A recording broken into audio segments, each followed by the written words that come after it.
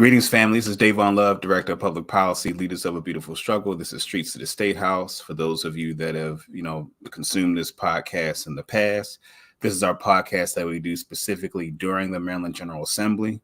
The Maryland General Assembly's 90 days. That's when all of the laws that govern the state of Maryland, that's when they're made. That's when the legislative activity happens. And so LBS, given our legislative work, spends a lot of time in Annapolis advocating on the interests of Black people. And so this podcast is really to help provide some updates on some of our legislative work and other legislative efforts that are underway that impact Black people. So I'm Davon Love. I'm Director of Public Policy of Leaders of a Beautiful Struggle. For those who aren't familiar, grassroots political think tank, revolutionary Pan-African nationalists. We're a group that understands and believes that the best way for Black people to improve the material conditions is for us to build a strong base in our own community. Is the basis for our ability to make political changes in our interests. And so that's the framework and worldview. And again, those of you that have, been familiar with LBS and have seen the work that we've done, that part of our perspective is clear.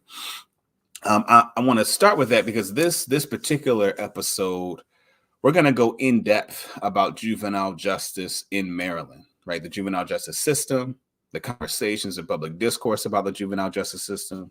And we're actually going to talk about a piece of legislation that was introduced by Annapolis political leadership last week that will be heard this week in both the House and the Senate. And what I'm going to do, I'm not going to do like a line by line of like every aspect of the bill, but I'm going to give highlights of the bill and LBS's stance and position on it. But before I do that, because there's a bunch of context that I think is going to be very important to give in order to understand the bill and why LBS is going to take the position on it that we're ultimately going to take. So I'm going to take some time to just talk about just some general context. That's going to take some time, and then again jump into the bill. Again, as I mentioned at the top, in terms of LBS's worldview and perspective, we're clear that we live in a society structured on racism and white supremacy, and that the American collective consciousness has been inundated with propaganda that rationalizes beliefs of inherent Black inferiority and notions of inherent Black pathology, notions that render Black people as inherently violent.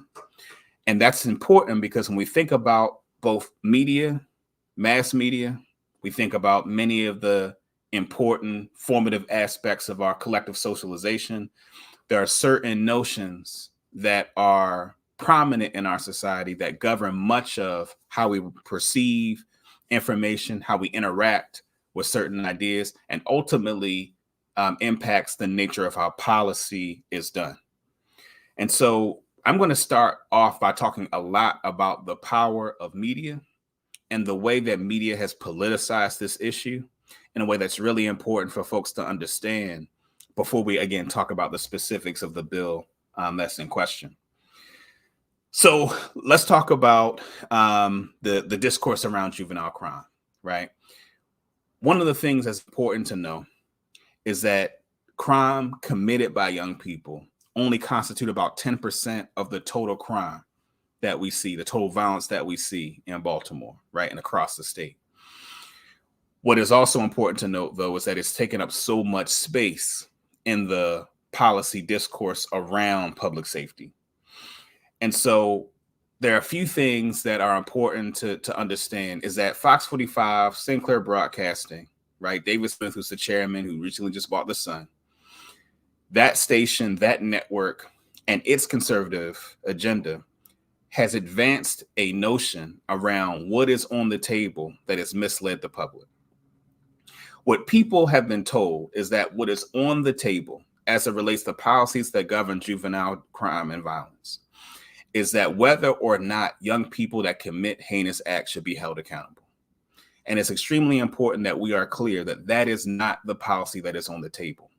There is nobody meaningful in the criminal justice advocacy space who will argue that young people that engage in violent, heinous acts should not be held accountable, right? LBS, nor other of the many partners that we've engaged on these issues believe that.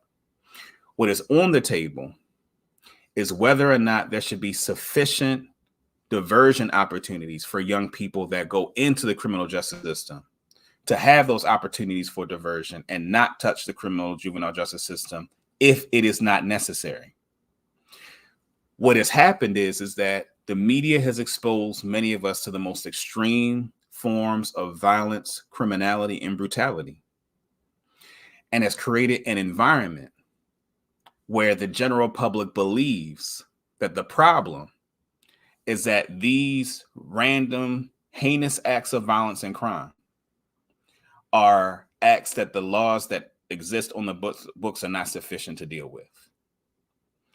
And by doing so, legislating as if all of the instances where a gun is involved, all the instances where there's young people and violence involved, that all of those instances are examples of the kind of criminality that is being perpetrated on these media networks.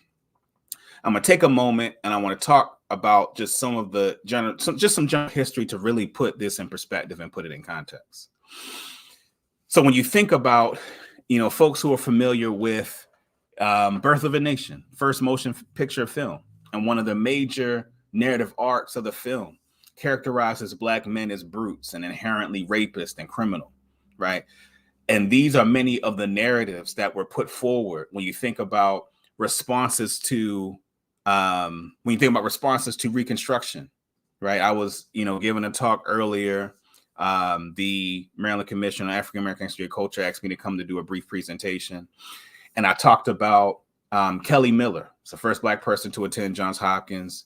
He was one of the members of the American Negro Academy, one of the first intellectual societies for Black people, founded in the late 19th century, who in a book is responding in 1908 collection of essays, responds to a Black author who he doesn't name the author, whose book is who in the book basically says that Black people are inherently immoral because of a crime wave that was happening post the demise of Reconstruction.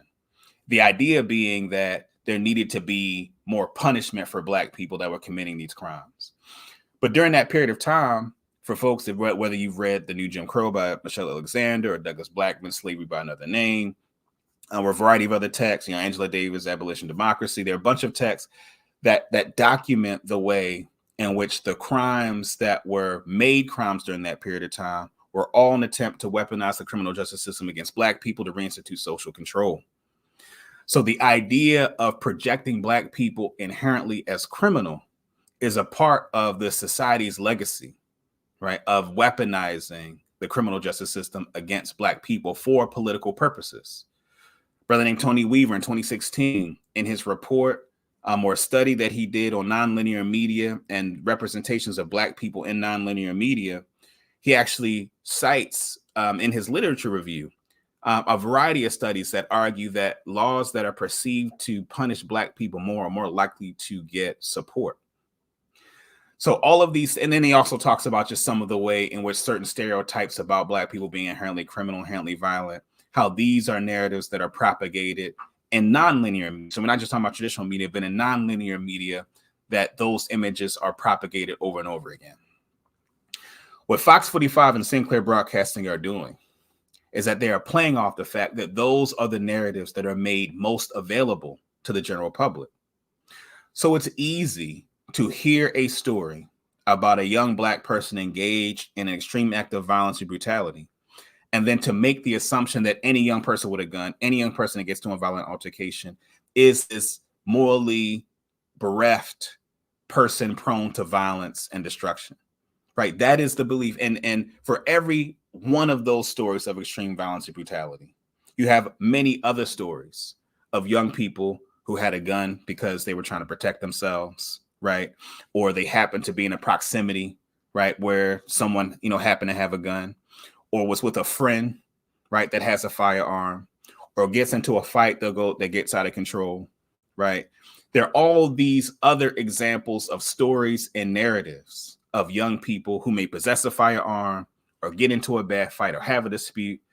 And every instance where those things happen, what is being projected onto them, oh, they're these bad kids that are out of control and need to be punished.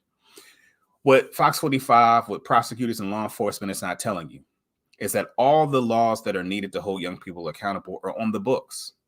And that the laws that were changed, whether it's the Child Interrogation Protection Act, which isn't included in the bill isn't substantively included in the bill that I'm going to mention later, but something that prosecutors want dealt with and repealed, right?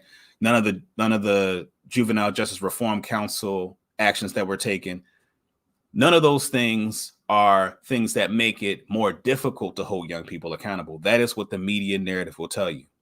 Again, what those bills did was create more opportunities for diversion. It creates more opportunities to divert young people out of the criminal justice system when it is appropriate. So in the cases where it's appropriate for a young person to go into the criminal justice system, that is preserved. Now, one of the things that's important about the conversation and the debate, and I want to reference a October Goucher poll that was widely reported on, and actually had a legislator repeat this stat back to me. In terms of, what is popular, what is it that the community wants? And this particular data point in this poll, this Goucher poll, 62% of white Democrats favor laws that are lenient to better help kids, while 62% of African-American Democrats want laws that are strict, which hold individuals responsible and accountable for their behavior. What this poll does is create a false binary, that you either want to hold young people who commit heinous crimes accountable, or you want to be more lenient.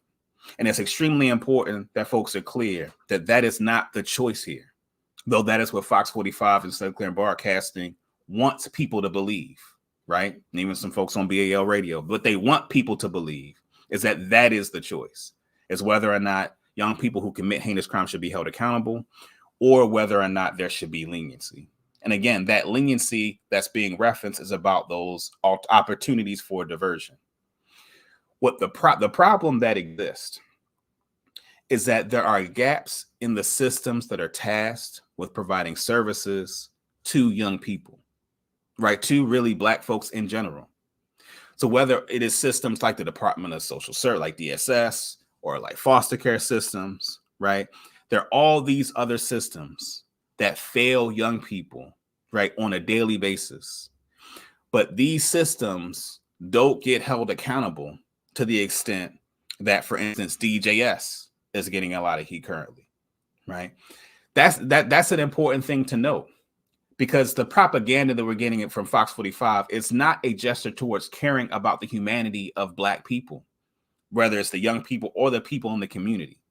Sinclair Broadcasting has a right-wing, conservative, racist agenda in terms of denigrating the humanity of people of African descent, where they are concerned about their prospects of doing business, expanding the business opportunities, the commercial opportunities in Baltimore City at the expense of the masses of Black people who live here, who do not benefit much from the corporate sector in this town that exploits the community writ large. So we should not be confused that the efforts that we're seeing by the mainstream media to hype up the issue, right, to fearmonger about the issue around juvenile crime. And this is not to say or to dismiss those that have been victims of crime. What I want to be clear about is that the changes to the laws in 2022 that are constantly being referenced, and that unfortunately the bill presented by the legislative leaders last week rolls back, that those laws are not the reason for why it doesn't solve the problem of addressing crime, right? What it does is that it takes away the instruments to deal with young people in their particular circumstances. There's also an additional thing I need to say that is also important, and I'm saying this in the context of Streets to the Statehouse because it has political and legislative consequences.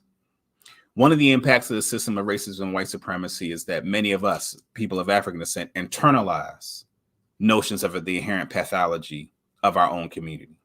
And one of the ways that Fox 45 is able to be successful is that they take advantage of, right, this notion that there is some salience, there's some resonance in these narratives around, young people being these vicious, violent people that need harsher penalties and the like. Like, that is a perspective that unfortunately too many of us are prone to. And if we're honest, in the history of the work that I've done on these issues, one of the things that's been frustrating is that, as I talked about earlier, there's a willingness for the young people who would be swept up by the system, right? Those young people who aren't causing havoc, Again, they got into a fight and got out of control, right? And that's one incident that doesn't define that young person, or they happen to have a gun on them because they're using it for protection. That what happens is that those young people are deemed disposable. And unfortunately, what people will say is, well, they shouldn't have a gun on them. They shouldn't be in trouble. They need to avoid situations where they get in trouble. Knowing that that's difficult to do depending on where you live and the environment that you're in. And putting the onus on young people in a way that we don't put that same onus on the system, right? Being willing for young people to be disposable, that those stories of young people whose lives are in some cases irreparably harmed by contact with the criminal justice system are not stories that cause the same horror, unfortunately, than the sensationalized media images we get from Fox 45 or Sinclair Broadcasting. And unfortunately, that propaganda has seeped into our communities, where many of us are going to our legislators saying the law's got to be changed. And looking at the way in which, Sinclair, Fox 45, even BAL Radio spent all of 2023 attacking Senator and continuing to attack Senator Carter as the architect of juvenile justice reforms, right? Without even properly understanding what the laws do, without properly understanding the impact that they have.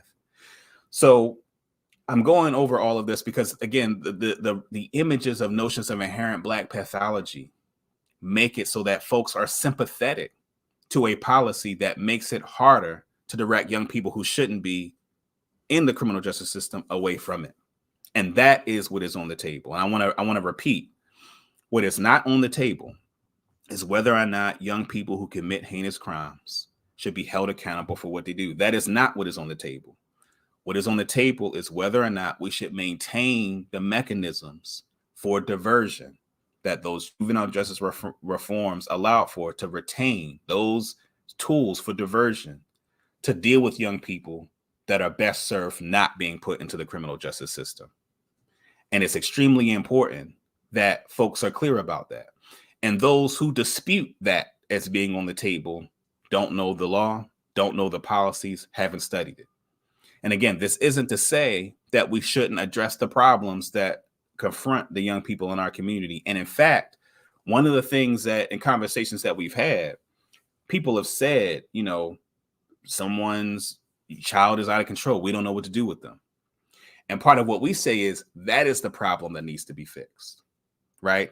The problem that needs to be addressed is whether or not there are sufficient places for people to go who feel like they can't help their young person. They feel like their person's out of control, right? That there needs to be, and it is important that, that people are clear that that is what needs to be fixed, right? And so again, when we talk about the issue of diversion, we're saying that each case where a young person is alleged to have committed a crime, in each case, there should be particular attention to that situation and that young person to determine whether or not they belong in the system. The problem is that the mechanisms that are needed to effectively make those decisions have not been properly supported, financed. And if you think about the Larry Hogan administration, which hollowed out a lot of the systems and programs that would be needed to offer the kind of diversion for the young people that need it, like that is the challenge that we're facing today, right? But that doesn't mean so, but ultimately, and what some people are saying without saying it, is that if we got to do something, commit them to DJS. So at least there's a place for them to go. So as if to say, if a young person needs services and there aren't services to be provided, then just put them in jail, put them in the criminal justice system. And what we argue is that is not an acceptable response to the challenge that our young people face. Now, if a young person, in assessing the situation, belongs to, should be incarcerated, our argument is that is appropriate when appropriate, right? That when it is deemed appropriate and a young person is wreaking havoc, a person does something heinous that requires some kind of time behind bars. What we're saying, we're not saying to change that, right? And so again, that's not what's on the table. And so when you think about the fact that many of the services that are available to our community are not functional, right? In some cases are harmful, that is the problem we need to fix. That is the thing that is facilitating and creating the problems that we see with young people in our city. So it was really important to explain that, right? Because this puts then the juvenile justice law or bill that the leadership has put forward, it puts that in proper perspective. And I must say that I am disappointed in Democratic Party leadership in the bill that's put forward, because one of the things that I know, for instance, that I heard Senate President Ferguson say on the first day of session during the Annapolis summit, and I thought it was tremendous that he said it, that that the issue is the system, not the laws, and we echo that it's not, it is the system that cares for that addresses young people, not the laws that are the problem.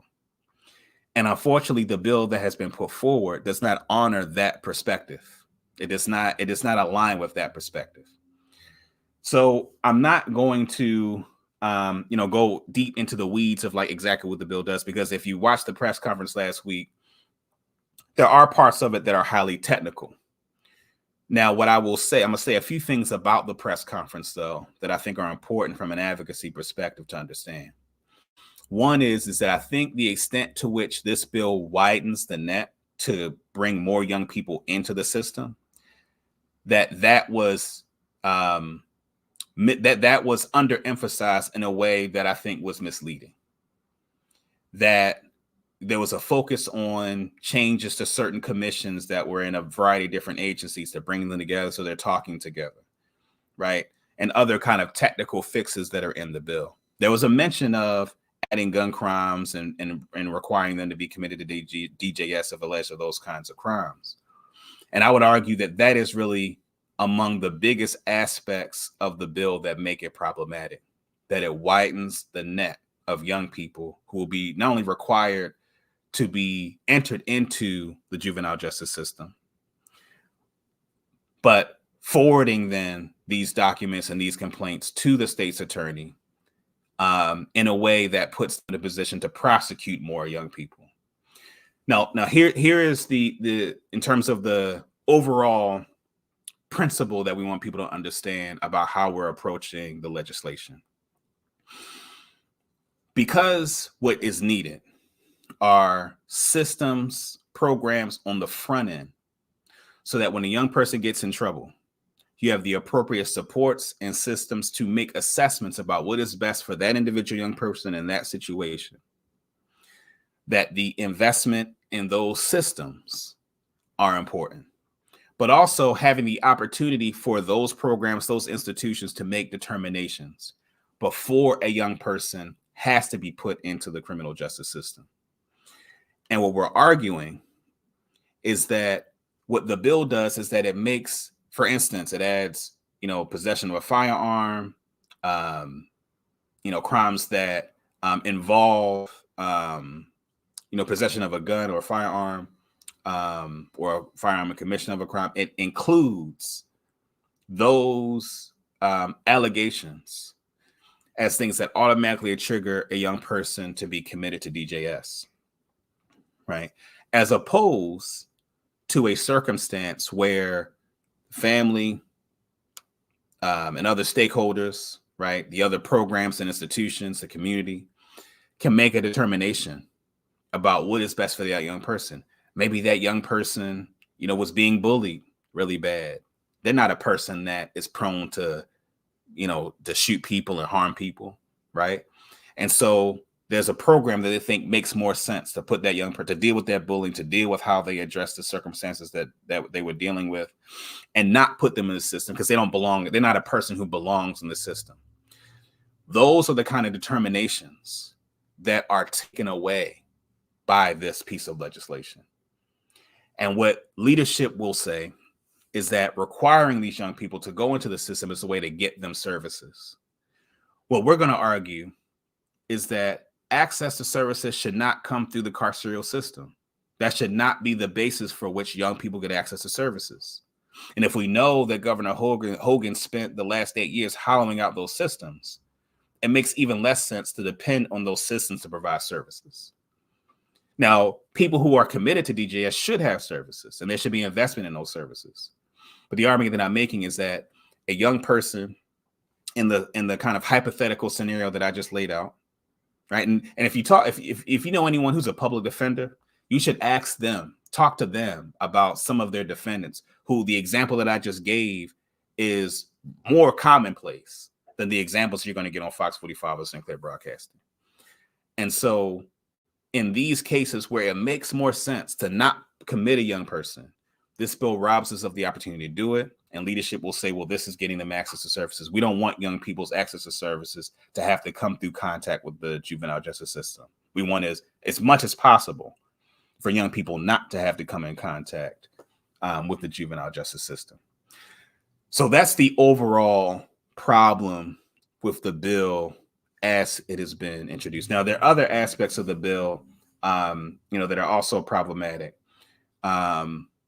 that, kind of are along the same lines. But again, I'm not going to go over every aspect of, what makes the bill problematic. One of the other things that I'll add is that it also creates requirements. So in those instances where you would have had some pre-adjudication space, where you could have, figured out a way to help the young person that doesn't require them to go to the Department of Juvenile Services, that in many cases it requires that information to be forwarded to a state's attorney. And the issue with that, because it's not just, we just want the information to get to the state's attorney. The problem with that is that, especially given who our state's attorney is, Ivan Bates, who has publicly said he wants to repeal the Child Interrogation Protection Act, who's publicly supported the bill that leadership put forward, and given the climate and, quite frankly, his electoral mandate, right, which was a more harsh, tough on crime mandate, even though he'll say that he's interested in diversion. And I don't dispute that that's something that he has some interest in. But his mandate, right, what he was elected to do, right, is this more draconian, tough on crime. Like, that is the mandate that he has, and the policy that he supports aligns with that, publicly supports aligns with that. Forwarding that information to a state's attorney means that even if there is a process done before a young person actually formally has to touch the system, and provides an opportunity for a state's attorney to prosecute that person, even if a better solution was developed by the stakeholders before entering into the system. So again, it widens the net and makes it so that more young people are exposed to the criminal justice system. So a few more things that I'll say is that one of the reasons why this is so important, and I'm gonna go back to something that I stated earlier. There is a way that notions of racism and white supremacy impact our consciousness where we're willing to throw young people away. That the societal images of Black people being inherently violent and criminal allow us to not care about those instances where young people are encountering the criminal justice system and their lives irreparably harmed, right? There's a way that the humanity of those young people are not front and center. And we have lots of evidence, both of young people and adults, right, who've been impacted by this system in this way that people don't care about, whether it's the 2016 Department of Justice report, the 2021 Steptoe report of Gun Trace Task Force that looked at the entire police department, the Graham report looking at Prince George's County. There are a variety of reports that detail the ways in which law enforcement engages in all kinds of violence against folks in our community, the way that people get sucked into the criminal justice system, right, and are irreparably harmed, whether they are in jail and there's a certain trauma that comes from being incarcerated, right? Whether you're a young person who is charged with a crime and is held pre-trial for months at a time, sometimes years at a time, right? Exposed to the conditions within prisons. One of the things that there is a unit within the juvenile justice system or within the Attorney General's office that allows a unit within the Attorney General's office that allows them to go into the prisons, juvenile prisons, to look at the conditions. And there's an effort by the Black Caucus to do that for the adults. And we applaud that effort. That's something that LBS looks to support. The trauma of young people being incarcerated cannot be overstated. But there's a way that the impact of putting a young person who does not belong in jail, and when I say do not belong in jail, I'm saying a young person who is not prone to violence, right? They were in a bad circumstance. Again, they got into a fight, right? They were in a situation with their friends. A young person who is not a driver of violence, a person who is not prone to engage in heinous acts of violence, that those young people being put into the criminal justice system creates a situation that is traumatizing. But again, the trauma of that is not something that there's a lot of societal resonance for. And a part of, what I mean by that is that there's a way that those stories don't evoke the same outrage. And I would argue that the lack of outrage about that is part of what makes a lot of young people feel like people don't care about them.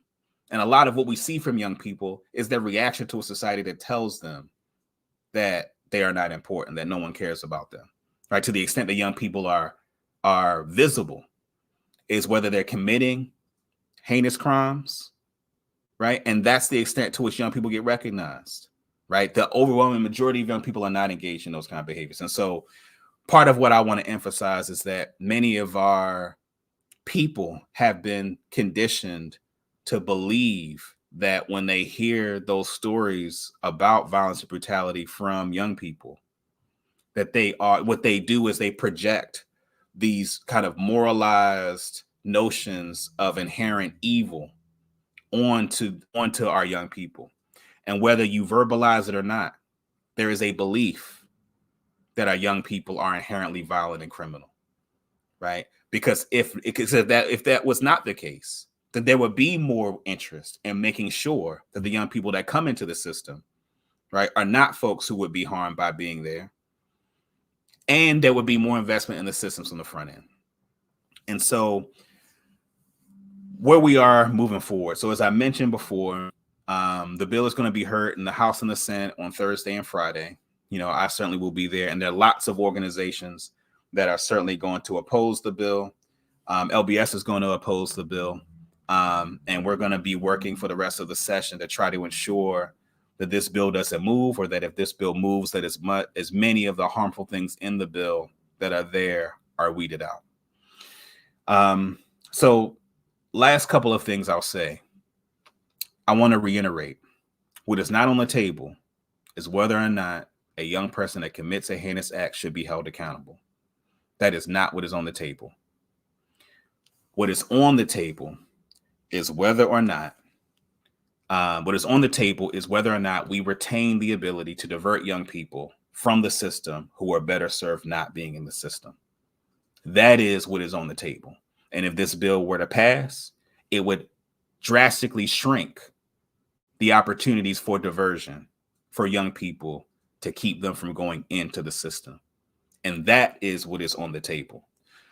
We do not let Fox 45, Sinclair, those on BAL radio, do not let them convince you that the problem is that the laws don't allow young people to be held accountable, because all of the laws that are needed to hold a person accountable currently are on the books.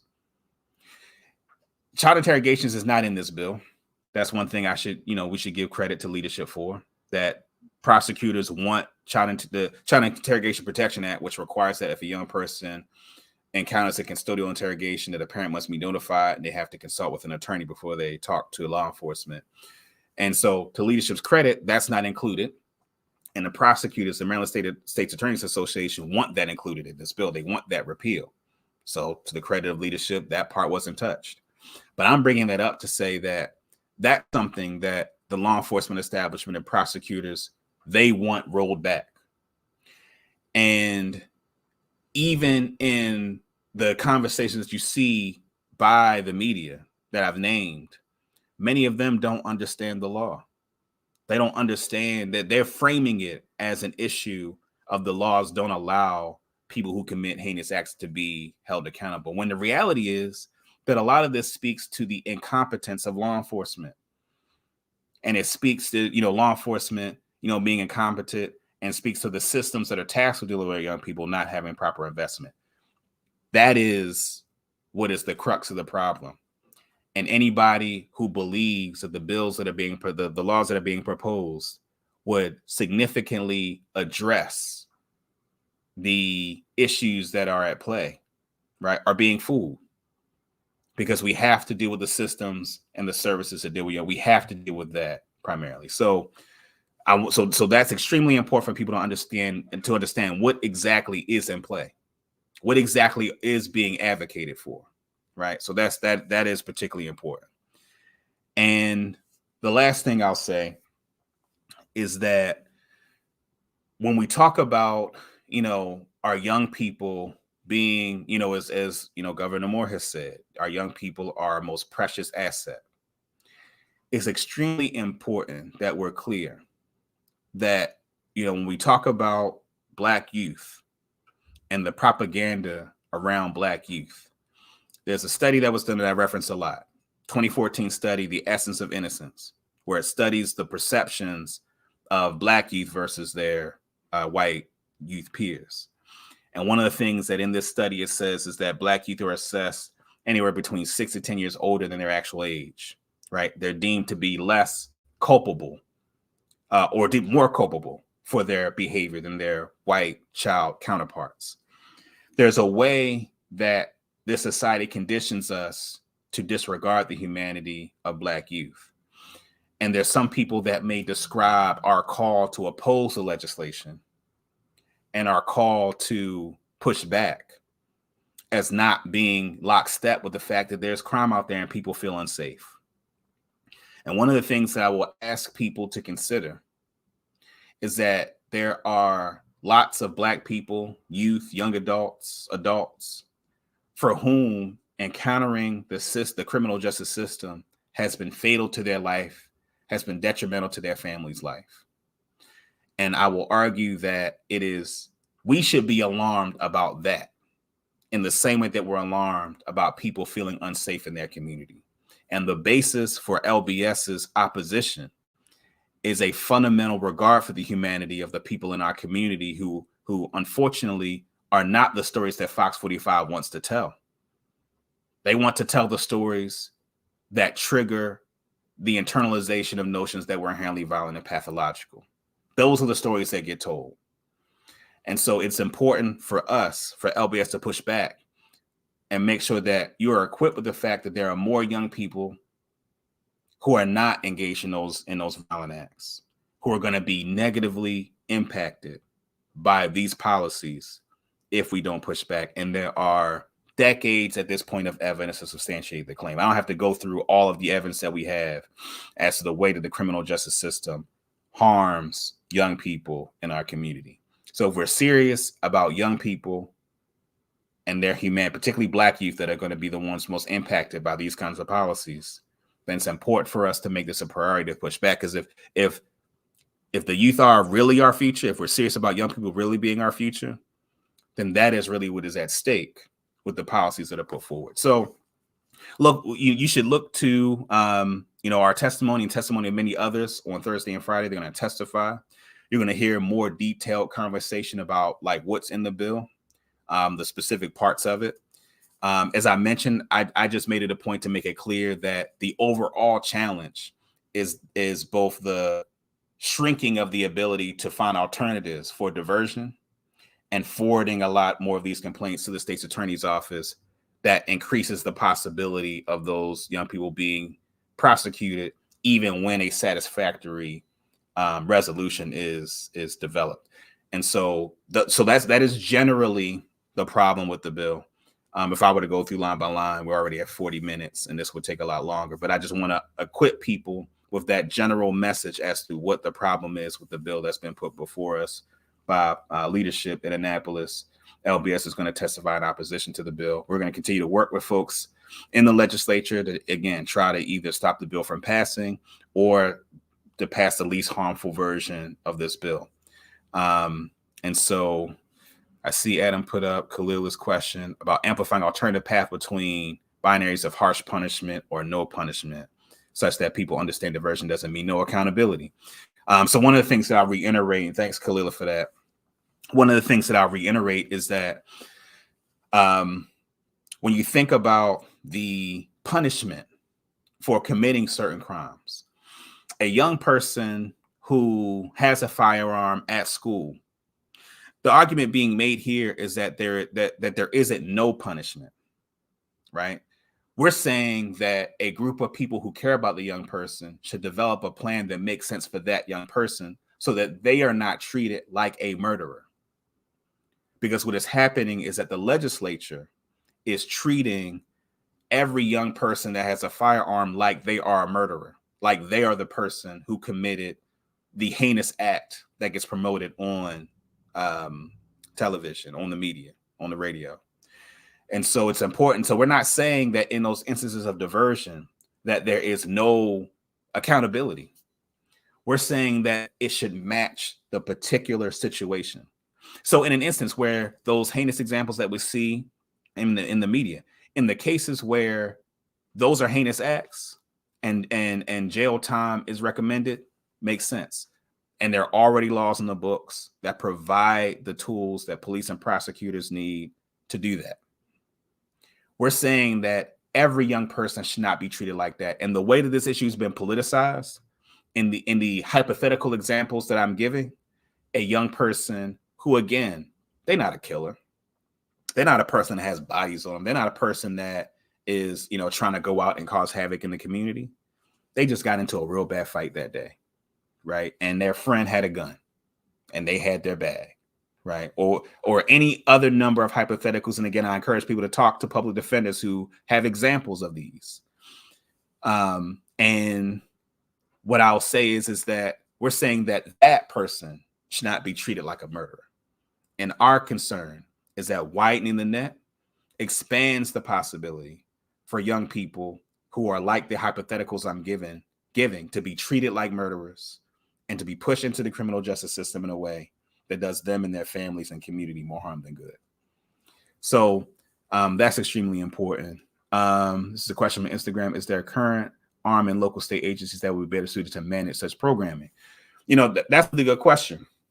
And unfortunately, there are lots of programs that deal with young people. I had a conversation with a sister, Sierra Huff, who runs the CASA program. So not the Immigration Advocacy Organization, but Court Order Assistance, I forget what the acronym stands for, but CASA, who, deal with young people and their families, right? And there's a unit of it, and I believe in every jurisdiction in the state, I believe. That's an example of a program that tries to deal with the families, to try to deal with situations where young people need support, where families need support in dealing with young people.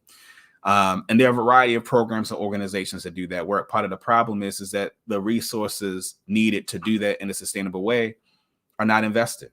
There's way more invested in prisons and incarceration, law enforcement, than there are in some of these front-end systems and services. And quite frankly, there's just a lot of criminal neglect in terms of oversight of many of the state. I mentioned like foster care, DSS, like these are agencies that most people who know anything about them know that they do harm to our community.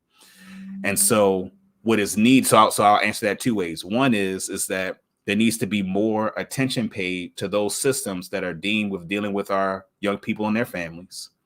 We need more culturally rooted, culturally responsive, from my perspective, African-centered approaches to human development that don't see the community as a problem, but see the community as a solution to the problem and help build up the inherent genius in our community, to use methodologies of healing that deal with our ancestral trauma, that deal with the societal propaganda of white supremacy. As a person that does trainings for people that do youth development and other kinds of human development, you can't really do anything that empowers the community when it comes to people of African descent if you're not dealing with countering the societal propaganda around notions of Black inferiority and Black pathology. So we need systems that are informed in their analysis and perspective in dealing with the way that these societies harm our community. So we need more investment in those kinds of systems. And I would argue that any program that gets any public funding that does not have that as a core part of its analysis, approach, methodology should not get funded, right? Because as LBS has mentioned in a variety of other places, you can look at our publication with Baltimore Awakes from a few years ago, where there are lots of entities that profiteer of the suffering of Black people in the human social service sector. So there's a lot of folks who are providing services that are really just profiteering, right? That those services do more harm than good. So we need to invest in many of the organizations that are providing services that, again, are community-based, culturally informed. And so we need more oversight over some of those public entities that are providing those services and provide the kind of services that I'm describing that are more effective. And that's a whole nother conversation and lecture. Question about Monty. I think Monty is a step in the right direction. I think there's some ways in which many of the major nonprofits that profiteer of the suffering of Black people are proximate to Monty, but Monty also supports some of the grassroots organizations that are more reflective of the methodology of human services that I'm describing. Again, read When Baltimore Awakes to get more information just about the perspective that we offer on that. That's actually a big part of the LBS's portfolio work. But, We Are Us, Baltimore Peace Movement, Tendaya Family, Challenge to Change, many other organizations that are engaged in violence prevention work. Those are the kinds of efforts that, again, are culturally based, run by people other from the community. That's really going to be the basis of how we're going to address the issues that face our young people. This question, what can the legislation do to help unclog the pipeline of youth set to receive services? I think part of the argument that I'm making is that legislation will not unclog the pipeline, that we have to, or it may, let me say it this way. If there is legislation to unclog the pipeline, what is needed is a look at, I've mentioned DSS, I've mentioned foster care. We got to look at the school system. We have to look at, out of school time programs. We got to look at all of the entities that provide services to our community that can be a part of the process of helping deal with youth when they're alleged to have committed a crime. And we need to figure out how to conform these systems in a way that are a resource to the kind of programs that I'm describing, so that they are involved in helping to provide the services that young people need in a way that deals with that individual young person. Again, unfortunately, there just aren't enough community-based Black-led organizations that are positioned to do the unclogging that you're describing. So a big part of it is we just need to build out our ecosystem and advocate for the investment needed, so we have the systems in place that can receive young people, right? I mentioned CASA earlier. They can only take a certain number of young people, right? And so it would be good to expand their capacity so that they can deal with more of the young people, in Baltimore and around the state. So that's what's really needed to address the systems that harm young people. And so with that, again, look out for action alerts. Like I said, the hearing on the bill is Thursday and Friday. LBS has other aspects to our legislative agenda that we didn't address tonight. We'll address it in our next Streets to the Statehouse, and you'll see it in our legislative updates about reparations, about some of our stuff on criminal penalties and police accountability. So you'll see that, in the future. Again, just want to say, one of the things that makes LBS influential is the community. That when we send out action alerts and you send things to your legislator, it gives us the leverage to be able to pressure the elected officials in the direction that we want them to go. So your support is not just ceremonial. It actually makes a big difference in our ability to be a legislative force and a political impact in Annapolis on these policy issues. So we appreciate the support that folks continue to give us. Please continue to support us. Please continue to put out the action alerts when we put them out. Stay tuned to the updates. And again, this is Davon Love, Director of Public Policy. See you all soon. Look forward to hearing from you all. Peace.